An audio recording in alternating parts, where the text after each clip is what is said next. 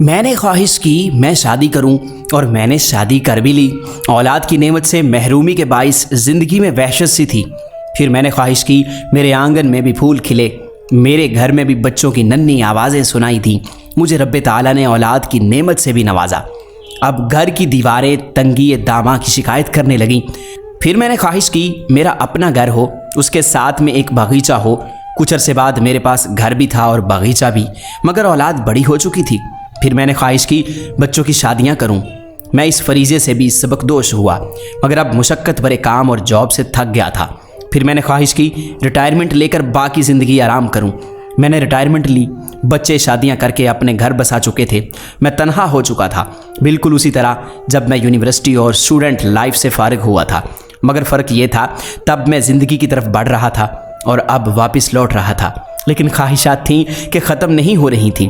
پھر میں نے خواہش کی قرآن مجید حفظ کروں، لیکن میرا قوت حافظہ جواب دے چکا تھا۔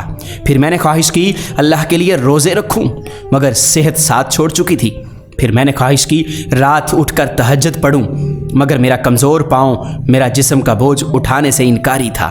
سچ فرمایا تھا رسول اللہ صلی اللہ علیہ وسلم نے کہ 5 چیزوں کو 5 چیزوں کے آنے سے پہلے غنیمت سمجھو: جوانی کو بڑھاپے سے، صحت کو بیماری سے، امیری کو فقیری سے، فارغ بالی کو مصروفیت سے، زندگی کو موت سے۔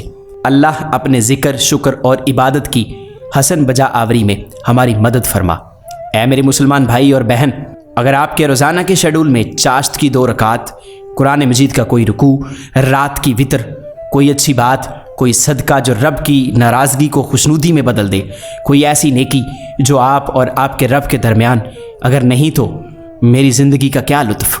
پھر کس لیے جی رہے ہیں آپ؟ آؤ روز حسرت کے آنے سے پہلے، بڑھاپے کا جوانی کو کھانے سے پہلے، بیماری کا صحت کو چاٹ جانے سے قبل عمل کریں، خود کو بدلیں۔